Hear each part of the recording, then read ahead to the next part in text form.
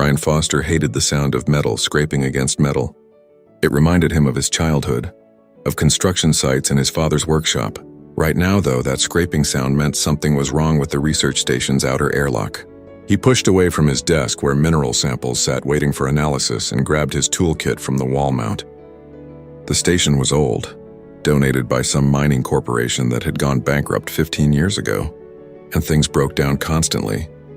He made his way through the narrow corridors, boots clanging on the grated floor. The station wasn't big, just 6 rooms connected by hallways that felt more like tubes than proper walkways. His bedroom, lab, storage area, bathroom, common room, and the airlock chamber. That was it. That was home for the next 6 months while he studied the geological composition of Theta 7, a moon nobody cared about orbiting a gas giant nobody had bothered to name. The scraping sound came again, louder this time.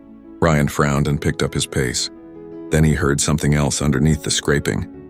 A high-pitched noise, almost like crying. His first thought was that the atmospheric processor was failing, but he just checked it yesterday. Everything had been fine. When he reached the airlock chamber, he saw frost forming on the inner door's window. That wasn't normal. The outer door must have been compromised somehow. He checked the control panel and his stomach dropped. The outer door was sealed, but the temperature reading for the airlock chamber itself showed -170 degrees. Something was out there in that freezing space between the doors. The crying sound came again, clearer now. Definitely not mechanical. Ryan's hands moved on autopilot, checking the atmospheric readings. No air leak. The inner door was holding. Whatever was out there wasn't getting in, but it also wasn't going to survive much longer in that cold. He pulled up the external camera feed and his breath caught in his throat. 3 small creatures huddled against the outer door, their bodies covered in red scales that sparkled with ice crystals. They had wings folded tight against their backs and long tails curled around each other. One of them lifted its head and Ryan saw large golden eyes staring directly at the camera. Dragons. Baby dragons. Real ones. Not the stories his grandmother used to tell him before bed. Ryan had read the intelligence reports during his military service. The draconid species existed in the outer reach territories far from human space. They were warriors, merchants, and explorers. Dangerous when provoked, but not actively hostile to humans. The reports had mentioned they looked reptilian, that they could fly, that they communicated through some kind of telepathy. But seeing them was different from reading about them. These babies were dying. He could see it in how they trembled, how their movements grew slower with each passing second. Ryan didn't let himself think about protocols or proper procedures. He slapped the emergency override button and the inner door hissed open.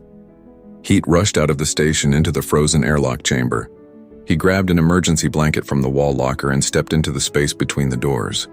The cold hit him like a physical blow. His exposed skin burned and his lungs ached with each breath. He moved quickly, wrapping the blanket around the 3 small bodies. They were surprisingly light, none of them heavier than a house cat. Their scales felt like ice against his hands, even through the blanket. He backed into the station and hit the door control. The inner door sealed shut and he cranked the environmental controls to maximum heat. Warm air flooded the chamber. Ryan sat down on the floor, still holding the bundle of dragons and blanket. They weren't moving anymore. He unwrapped the blanket carefully, afraid of what he might find. The largest one opened its eyes first. Those golden eyes focused on his face with an intelligence that made Ryan's heart skip. Then it made a small chirping sound and pressed its cold snout against his hand. The other 2 stirred, their tiny claws gripping the blanket as they pulled themselves closer to Ryan's body heat. He stayed there for 20 minutes, just letting them warm up. The ice crystals melted from their scales, revealing deep red coloring that reminded him of rubies. Their breathing steadied and the shaking stopped.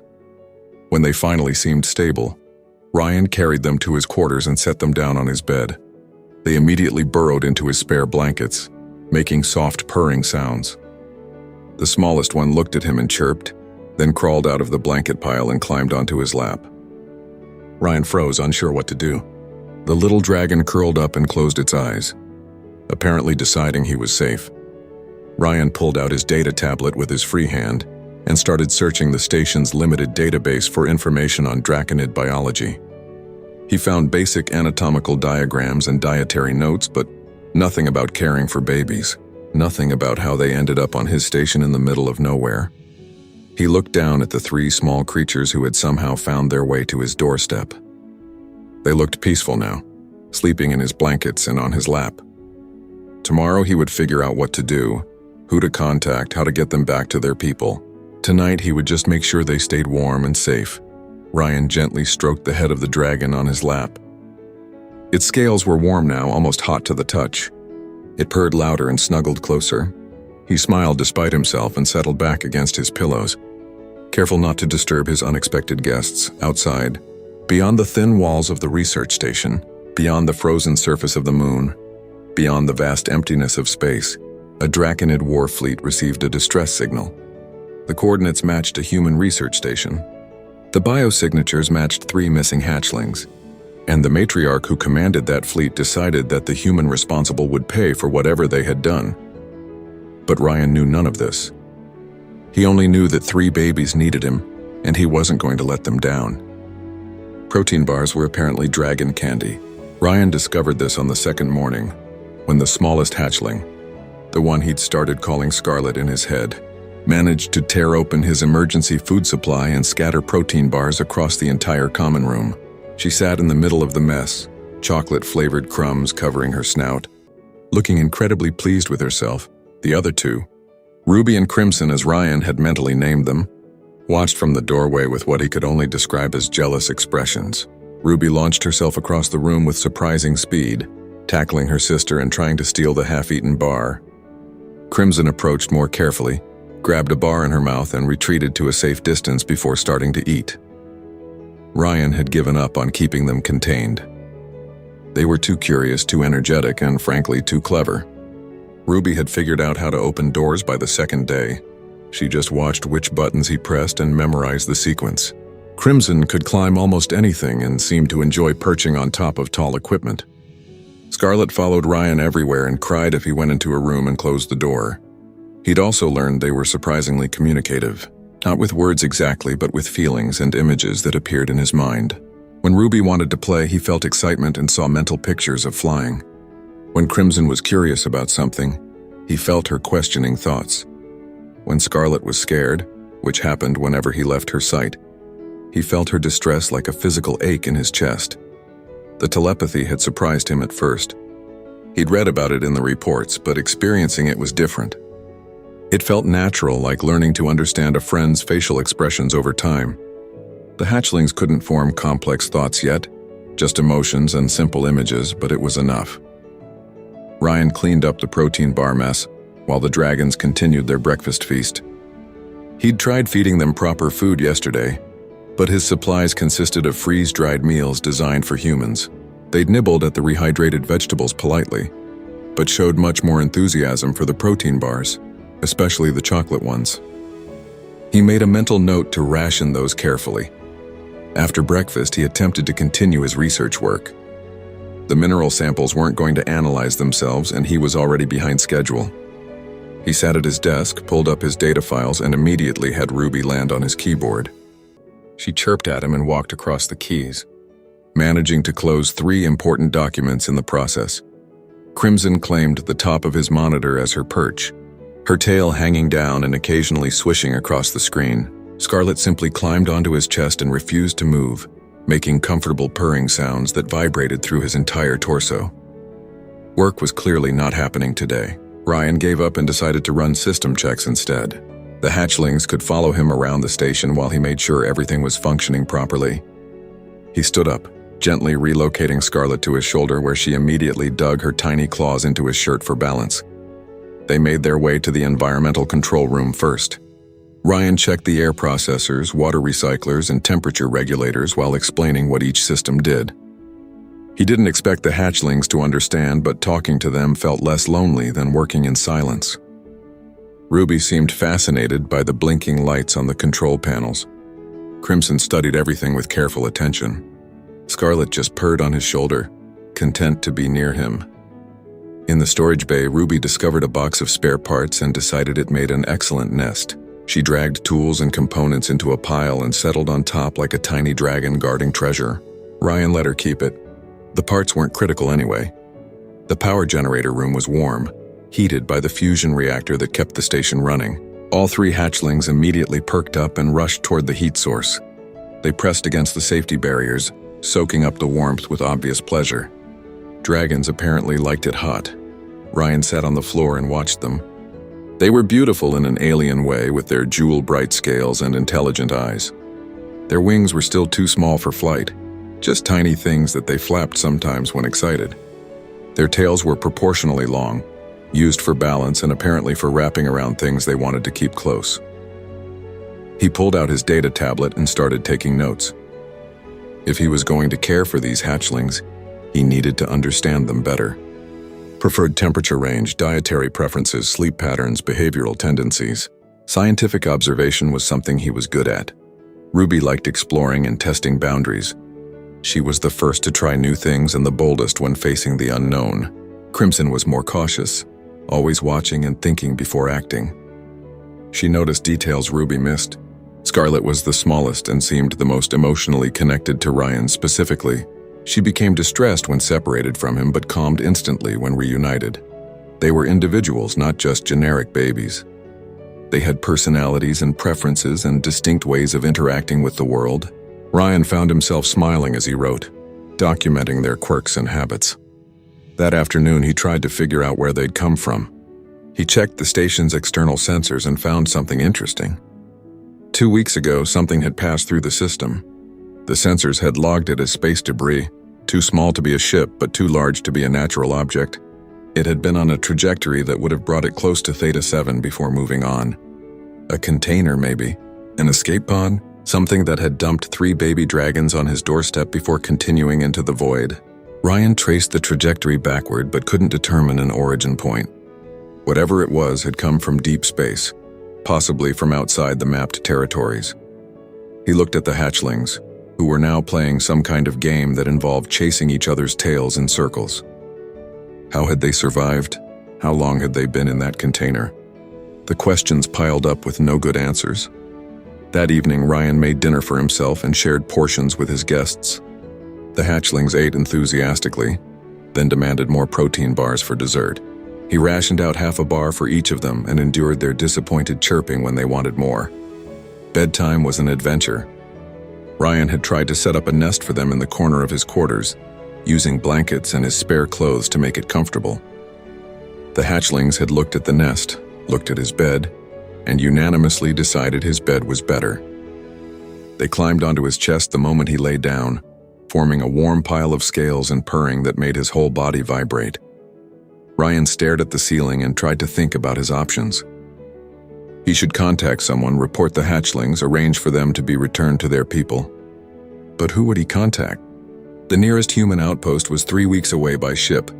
The Draconid territories were even further, and he had no way to communicate with the dragons themselves about where they belonged. For now, the hatchlings were his responsibility. They trusted him, had bonded with him, depended on him. He couldn't just abandon them. Scarlet snuggled closer to his neck, her warm breath tickling his skin. Ruby sprawled across his chest with complete disregard for his comfort. Crimson curled up by his side, her tail wrapped loosely around his arm. Ryan closed his eyes and let himself relax. Tomorrow he would figure things out. Tonight, 3 baby dragons needed sleep and safety, and he could provide both. That would have to be enough. Space folded and unfolded as the red-scale warfleet dropped out of faster-than-light travel. 27 ships materialized in perfect formation around the small research moon, their hulls painted in crimson and gold that caught the distant starlight. On the command deck of the flagship, Matriarch Sarah gripped the arms of her throne so hard her claws left marks in the metal. Her hatchlings were down there. Her babies, alone with a human. The sensor officer, a young male named Frost, worked his controls with shaking hands. Everyone on the bridge could feel their matriarch's rage. It pressed against their minds like a physical weight, making it hard to think clearly. Sarah was trying to control herself, but fury and fear made a dangerous combination. Frost finally spoke, his voice barely steady. 3 hatchling biosignatures confirmed on the surface station, Matriarch. 1 adult human male, no other life signs detected. Sarah forced herself to breathe slowly. 3 signatures meant 3 living hatchlings. That was good. That was something. But what condition were they in? What had the human done to them? Her oldest son, Brent, stood beside the throne, his wings mantled in an aggressive display. We should strike immediately. Every moment we delay puts the hatchlings at greater risk. Sarah wanted to agree. Every instinct screamed at her to descend on that station and tear it apart until she found her children. But she hadn't survived 17 major battles by letting emotion override strategy. Tactical assessment, she commanded. The tactical officer, an older female named Dawn, brought up a holographic display of the research station. Single structure, minimal defenses. Standard human design, probably civilian. No weapons detected. The human appears to be alone. Alone, one human against an entire war fleet. The absurdity of it might have been funny under different circumstances. But this human had her hatchlings, and that made him the most dangerous creature in the system as far as Sarah was concerned. What is his status? Sarah asked. What is he doing right now? Frost checked his sensors again. All 4 biosignatures are in the same location, matriarch. They appear to be stationary. No signs of struggle or distress. No distress. That was either very good or very bad. Maybe the human was keeping them calm somehow. Maybe they were unconscious. Maybe they were too weak to struggle. The possibilities made Sarah's blood run cold. Brent's tail lashed with impatience. Mother, we're wasting time. Let me take a boarding team down. We can secure the hatchlings and capture the human within minutes, Sarah considered it. Fast insertion, overwhelming force, minimal risk to her people, but maximum risk to the hatchlings if something went wrong. If the human panicked, if he had weapons they hadn't detected, if the station had self-destruct systems. No. She would lead this herself. She wouldn't trust anyone else with her children's lives. Prepare my personal boarding craft, Sarah ordered. Brent, select 4 warriors. Combat ready but non-lethal weapons only. We take the human alive if possible. If possible. That was important. If the human had hurt her babies, if he'd done anything to them, alive wouldn't be an option anymore. The boarding craft launched 15 minutes later. Sarah sat in the pilot seat, her claws dancing over controls designed for much smaller hands. Brent and the 4 warriors sat behind her in tense silence. They all knew what was at stake. The matriarch's hatchlings were the future of the pack. Losing them would be devastating on every level. The approach to the station was quick and quiet. Sarah brought the craft alongside the main airlock and initiated docking procedures. The station's systems accepted the connection without resistance. No security protocols, no defensive measures. Just an old civilian station sitting in the middle of nowhere. The airlock cycled open. Sarah was first through, her massive form filling the narrow corridor. She had to tuck her wings tight against her body to fit. Human architecture was always too small, designed for their tiny frames. The station smelled wrong. Recycled air with undertones of metal and chemicals.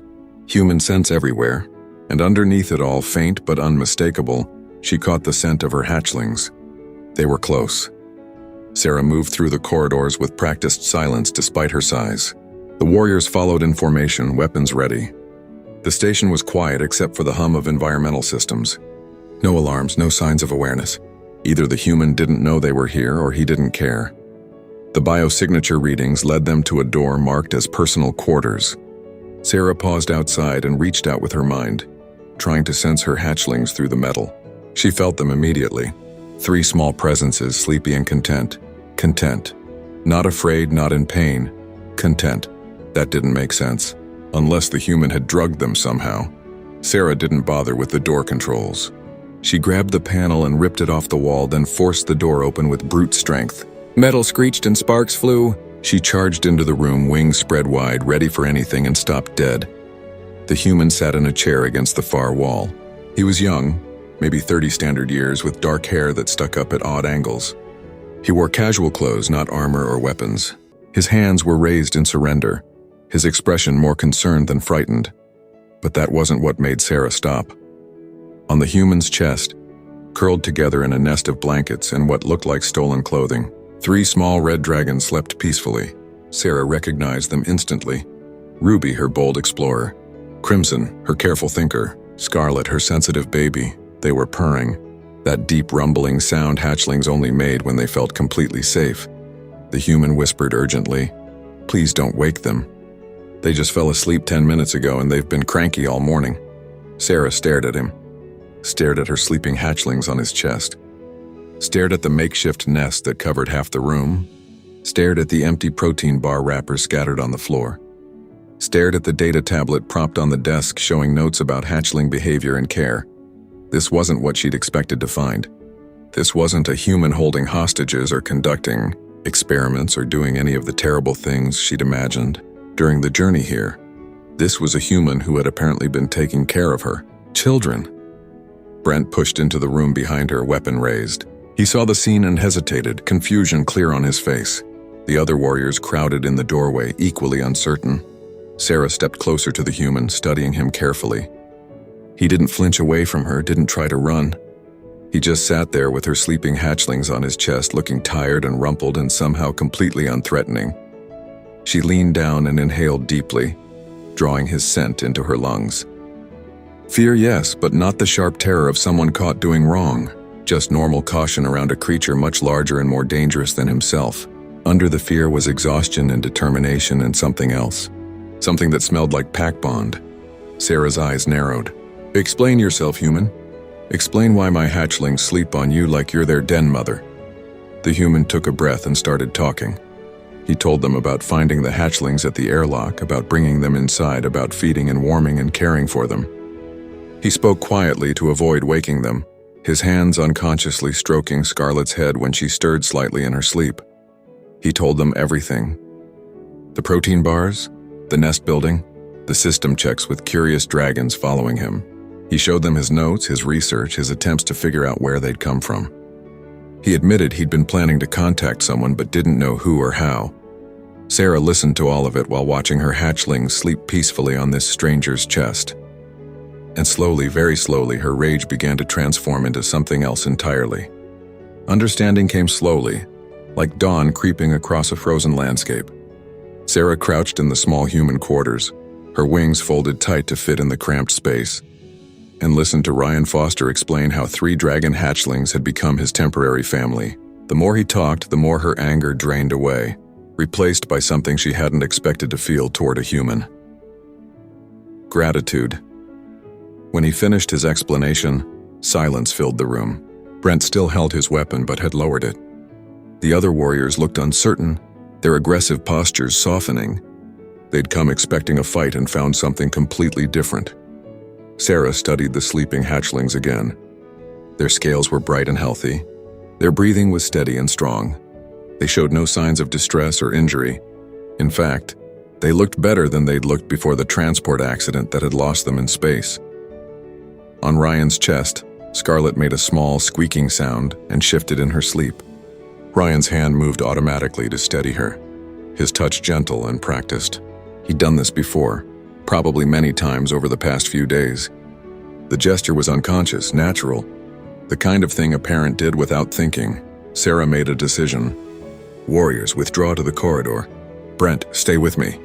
The 4 warriors filed out, closing the damaged door as much as possible behind them. Brent moved to stand beside his mother, his confusion obvious but his trust absolute. Sarah settled herself more comfortably on the floor and spoke in a softer tone. Tell me about them. About their personalities. What you've learned. Ryan blinked, clearly not expecting this question. But he answered. He told her about Ruby's curiosity and fearlessness, how she explored everything and tested every boundary. About Crimson's careful intelligence, how she watched and learned before acting. About Scarlett's attachment to him, how she cried when separated and calmed only in his presence. He spoke about their eating habits, their sleep patterns, their preferences for warmth and comfort. He showed her the notes he'd taken, detailed observations written in clear scientific language. He'd been studying them the way a researcher would, trying to understand and provide the best care possible. Sarah felt something shift in her chest. This human had treated her hatchlings not as curiosities or hostages, but as children who needed protection. He'd fed them, kept them warm, let them sleep on him even though it must have been uncomfortable. He'd put their needs ahead of his own convenience. That was what Pack did. That was what family did. Brent must have felt her emotional shift through their bond. He looked at her with surprise. Mother, you're not seriously considering— Quiet, Sarah said gently. She focused on Ryan. Do you understand what you've done, human? Do you know what it means that they sleep on you like this? Ryan shook his head. I'm guessing it's significant based on how you're all reacting. But no, I don't really understand. Sarah took a breath and explained. Hatchlings bond with those who protect them in their first weeks of life. They choose their pack based on who feeds them, warms them, keeps them safe. It's instinctive and unbreakable. These three have bonded with you. In their minds, you are pack.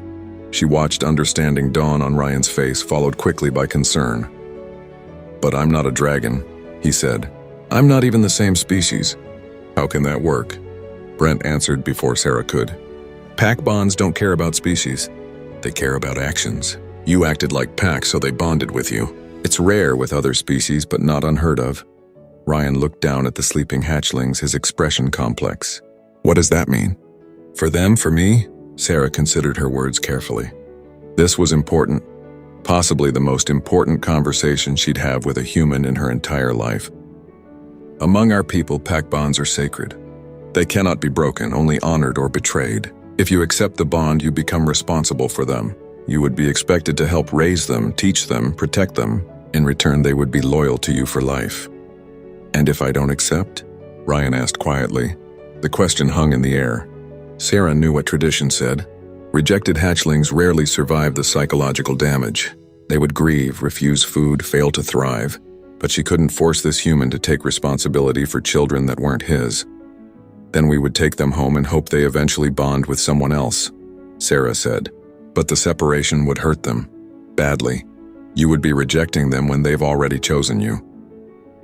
Ryan was quiet for a long moment. Scarlet stirred again and he steadied her with the same unconscious gentleness as before. Ruby snored softly. Crimson's tail twitched in her sleep. Finally, Ryan spoke. I didn't ask for this. I didn't plan on becoming a dragon dad when I took this posting. But they came to me for help and I helped them. And now you're telling me they need me to keep helping them? Yes, Sarah said simply. Ryan nodded slowly. Then I accept. I accept the bond and the responsibility. I'll take care of them. Relief flooded through Sarah so strongly she had to close her eyes for a moment. When she opened them again, she saw Brent staring at the human with new respect. You understand this is a long-term commitment? Brent asked. Hatchlings need care for approximately 2 years before they reach independence. 2 years, Ryan repeated. He looked around his small quarters at his research equipment, at the life he'd built around solitude. Then he looked back at the sleeping dragons and smiled. Okay, I can do 2 years. Sarah felt warmth spread through her chest. This human, this stranger who owed them nothing, had just agreed to upend his entire life for 3 babies who weren't even his species. That took courage and compassion in equal measure. This station is too small for growing hatchlings, Sarah said. Too isolated. You would need to relocate somewhere with proper facilities and others who can help guide you. Ryan's expression turned cautious. Relocate where? Sarah explained about Helios 4, about the red scale settlement built into the mountains. She told him about the research facilities there, about the other dragons who could teach him proper hatchling care. She didn't phrase it as an order. She couldn't. Pack bonds were chosen, not commanded. But Ryan understood the implication. Stay here alone and struggle or come with them and have support. I'd need to report to my research institute, Ryan said. Tell them I'm relocating. They'll want explanations. You can tell them whatever you wish, Sarah said. But understand this, human. You've accepted a pack bond with hatchlings of the red scale. That makes you red scale as well. We protect our own. The weight of those words settled over the room. Ryan Foster had just become the first human member of a Draconid war pack. The political implications alone would keep the diplomats busy for years. But right now, in this moment, all that mattered was 3 sleeping hatchlings and the human they'd chosen as family. On Ryan's chest, Ruby finally woke up. She lifted her head, blinked sleepily, and saw Sarah. For a moment, she just stared. Then recognition flooded through her small mind and she squealed with joy. Mom! The mental projection was clear enough that even Ryan felt it. Ruby launched herself off his chest in a flurry of wings and scrambled toward Sarah. The movement woke her sisters, who saw their mother and reacted with equal excitement. Sarah caught all 3 hatchlings, gathered them close, felt their small bodies pressed against her scales. They chirped and squeaked and projected feelings of joy and relief and love. Tears formed in Sarah's eyes. Her babies were alive and healthy and home. But then something unexpected happened. Scarlett pulled away from the reunion and looked back at Ryan. She chirped uncertainly, torn between her mother and the human who'd cared for her. Ryan smiled at her. "It's okay, little one. Go be with your family," but Scarlett didn't go. She climbed down from Sarah's grip and scrambled back to Ryan, climbing onto his shoulder and pressing her snout against his neck. Ruby and Crimson watched, then joined their sister, choosing to stay with the human even though their mother was right there.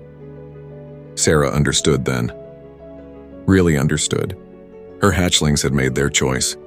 They wanted both their birth mother and their adopted packmate. They'd expanded their definition of family to include a human, and Sarah found that she was okay with that. The transport ship felt enormous compared to the research station.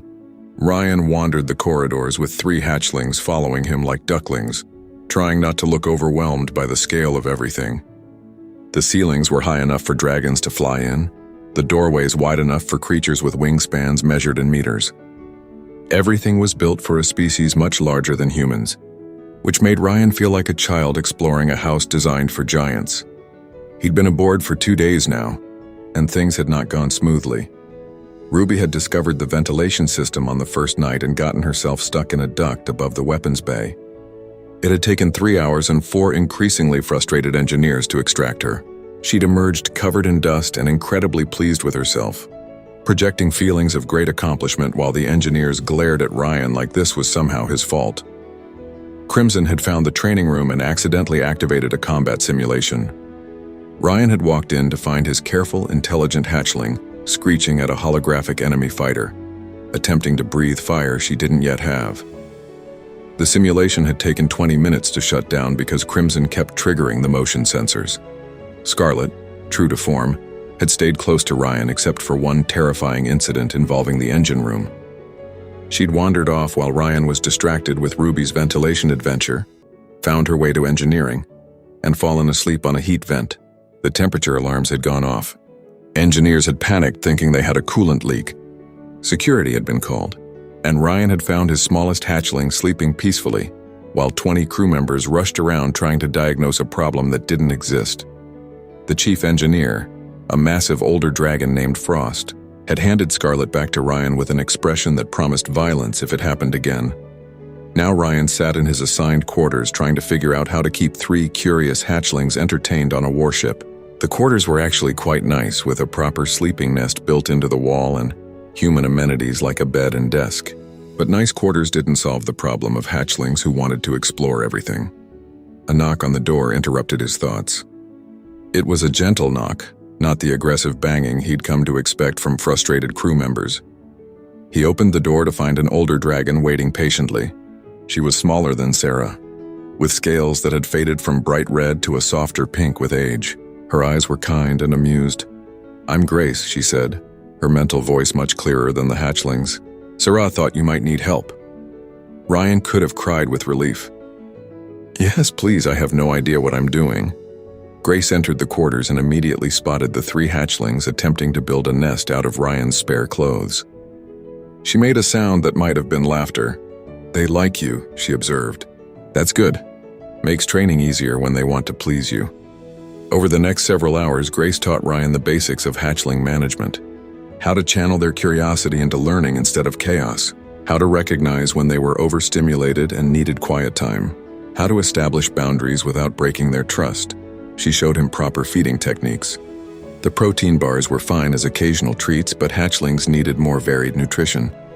The ship's galley could provide suitable meals if he asked the right way. She demonstrated games that burned energy while teaching important skills. She explained the developmental stages he could expect over the next few months. Most importantly, she taught him basic Draconid communication. The language was partially telepathic, but also had verbal components. Certain chirps meant specific things. Different growls conveyed different emotions. The position of wings and tail indicated mood and intent. Ryan absorbed everything like a man dying of thirst finding water. Grace was patient, repeating things when he struggled, encouraging him when he got things right. By evening, he could understand the hatchlings much better and they seemed less frustrated trying to communicate with him. "You're doing well," Grace said as she prepared to leave. "Better than most first-time den parents, actually." Ryan laughed tiredly. "I've caused 3 minor emergencies in 2 days. Yes, and you'll cause several more before you reach Helios 4, Grace said cheerfully. Hatchlings are contained explosions. Your job isn't to prevent the explosion, just to make sure it happens safely. After Grace left, Ryan felt more confident. He could do this.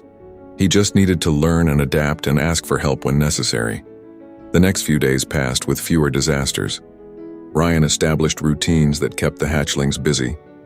Morning was for learning, with Grace stopping by to teach them basic skills like wing control and temperature regulation.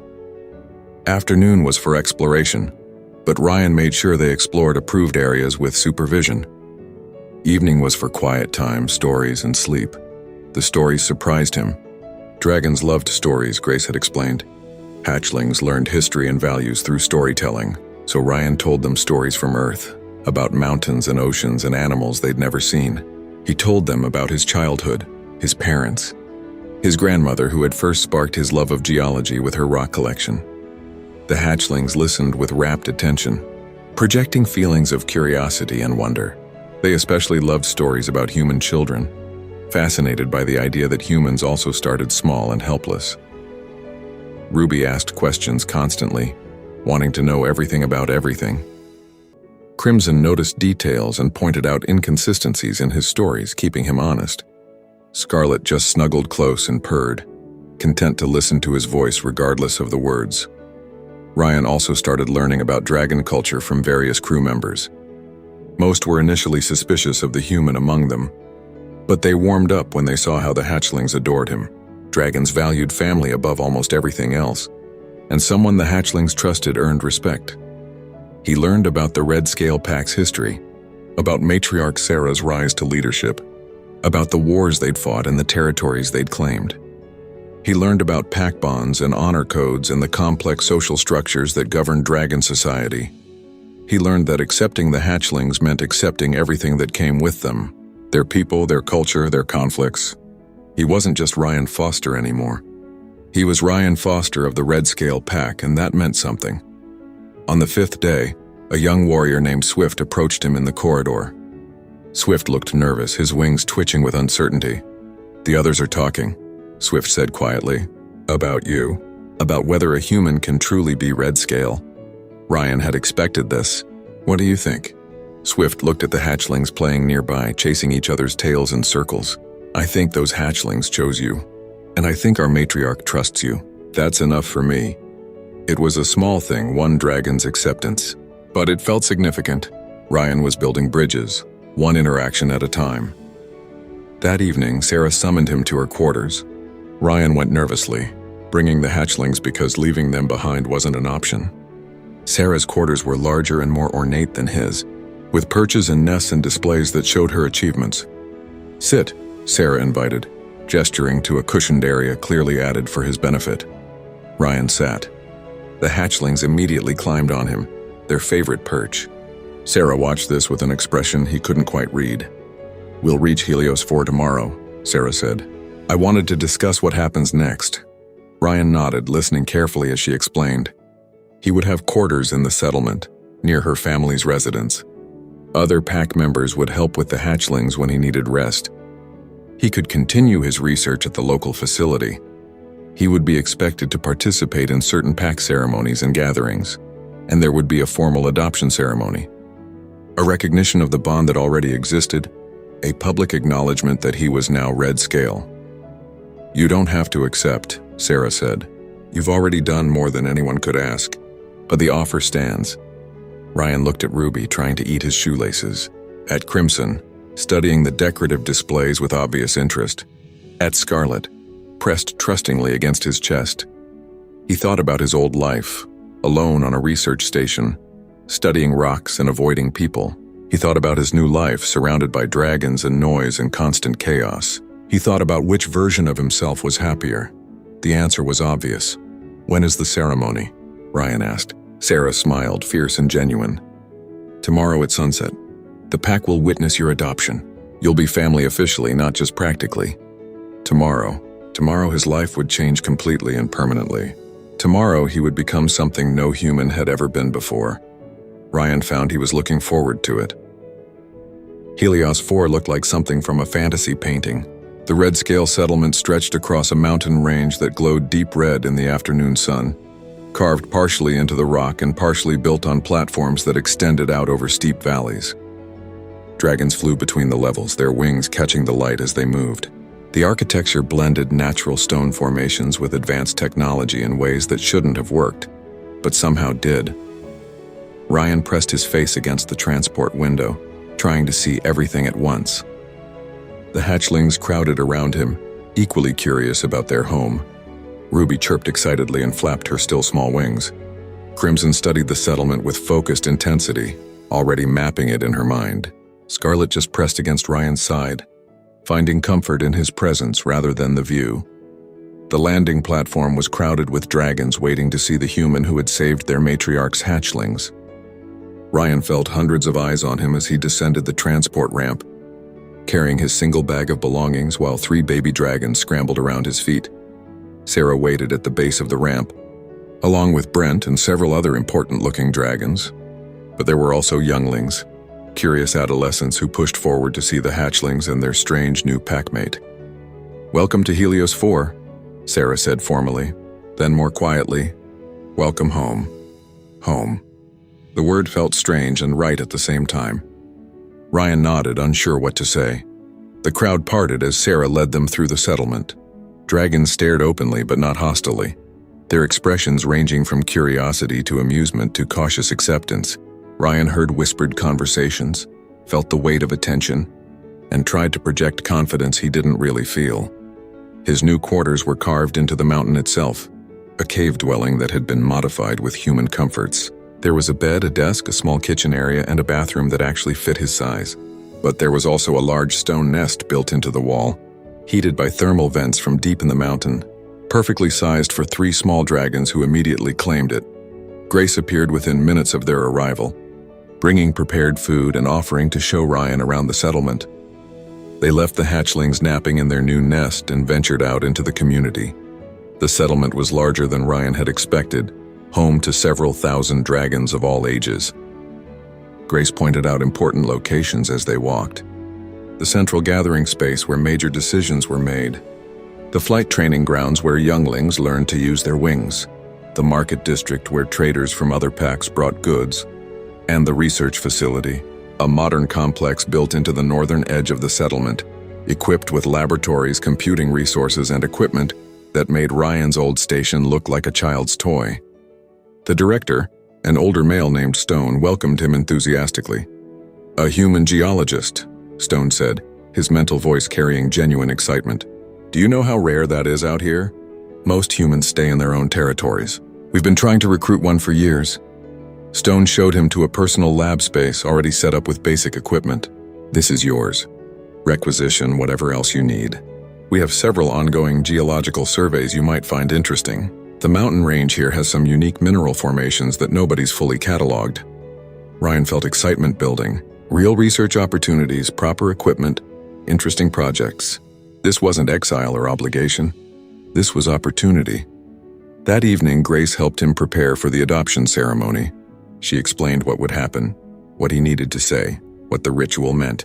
Ryan listened carefully and tried not to feel nervous about becoming the center of attention for an entire dragon pack.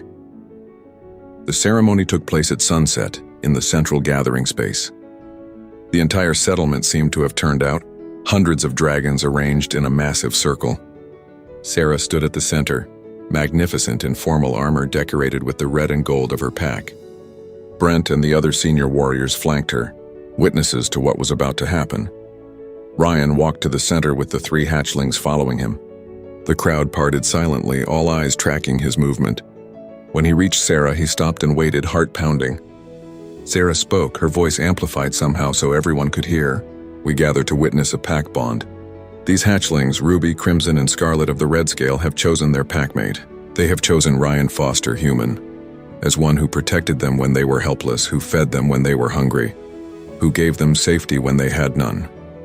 She paused, letting the words sink in. "Among our people, such bonds are sacred. They cannot be forced, only accepted. Ryan Foster, do you accept the responsibility of pack? Do you pledge to protect these hatchlings, to guide them, to stand with them as family?" Ryan's voice was steady when he answered. "I do. I accept the bond and all that comes with it. Sarah nodded. And do you accept the red scale as your pack? Do you pledge to honor our ways, to stand with us in times of trouble? To be counted among us as family? This was the bigger question. This was permanent. This was everything. Ryan looked at the three hatchlings sitting at his feet, looking up at him with absolute trust. He looked at Sarah, who had every reason to hate humans but had chosen understanding instead. He looked at the gathered dragons, some skeptical, some welcoming, all waiting to see what he would choose.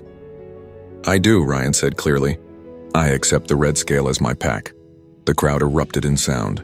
Roars and chirps and mental projections of approval that washed over Ryan like a wave. Sarah stepped forward and placed one massive claw on his shoulder. Then by the authority given to me as matriarch, I name you Ryan Foster, pack brother of the red scale. You are one of us. Your enemies are our enemies. Your victories are our victories. Your family is our family. Something happened then that Ryan didn't expect. Every dragon in the gathering reached out mentally, their minds touching his in a brief connection. It wasn't invasive, just acknowledgement. Hello, welcome family. The combined weight of hundreds of minds accepting him nearly drove Ryan to his knees. Then it was over and the formal part of the ceremony ended. What followed was apparently a celebration, because suddenly there was food and music and dragons coming up to introduce themselves. Ryan shook claws and accepted congratulations and tried to remember names while the hatchlings played with other younglings for the first time in days. Grace found him an hour into the celebration, looking slightly overwhelmed. You did well, she said. Better than the last adoption ceremony I witnessed. That one ended with the adoptee running away screaming. Ryan laughed despite himself. I considered it. But you didn't. That matters. As the celebration continued into the night, Ryan found a quiet spot on one of the platforms overlooking the valley. The three hatchlings found him immediately, climbing onto his lap in their customary pile. They were tired from playing, content to just sit with him and watch the stars. Sarah joined them, settling nearby with her own presence somehow both companionable and protective. They sat in silence for a while, just existing together. Do you regret it? Sarah asked eventually. Accepting all of this? Ryan considered the question honestly. He thought about his old life, the isolation he'd convinced himself he wanted. He thought about his new life, full of noise and chaos and responsibility. He thought about three baby dragons who trusted him completely, who had changed everything just by being cold and scared and needing help. No, Ryan said. I don't regret it at all. Scarlet purred against his chest. Ruby shifted in her sleep, draping one wing across crimson. Stars wheeled overhead in constellations Ryan didn't recognize yet but would learn. He was Ryan Foster of the Red Scale Pack. Dragon Dad, Pack Brother, human in a world of dragons, and somehow, impossibly, he was exactly where he belonged. The journey that had started with a desperate scraping at an airlock door had led him here, to a mountain settlement on an alien world, surrounded by family he'd never expected to have. Sometimes the universe brought you exactly what you needed, just not in any form you could have predicted. Ryan looked down at the sleeping hatchlings and smiled. Tomorrow would bring new challenges, new adventures, new disasters probably. Ruby would get into something she shouldn't. Crimson would find new things to study. Scarlet would refuse to let him out of her sight, and Ryan wouldn't have it any other way. Far above, human space continued its expansion, unaware that one of their own had become something unprecedented. Diplomatic channels would eventually buzz with the news. Politicians would debate the implications. Xenobiologists would write papers about interspecies pack bonding. But none of that mattered right now. Right now, a human sat with his dragon family, watching stars wheel overhead, and felt more at home than he ever had before. The Red Dragon Pack had arrived for blood and found something better. They'd found proof that family wasn't about species or biology or even understanding. Family was about showing up when someone needed you, about accepting responsibility without being asked, about choosing to care even when it wasn't convenient. Ryan Foster had made that choice when he opened an airlock door for 3 freezing hatchlings, and in return those hatchlings had chosen him right back. Some bonds were forged in fire and battle. Others were forged in quiet acts of kindness that nobody was watching. Both kinds were equally strong. Both kinds were equally sacred. And both kinds could change the galaxy, one small act at a time.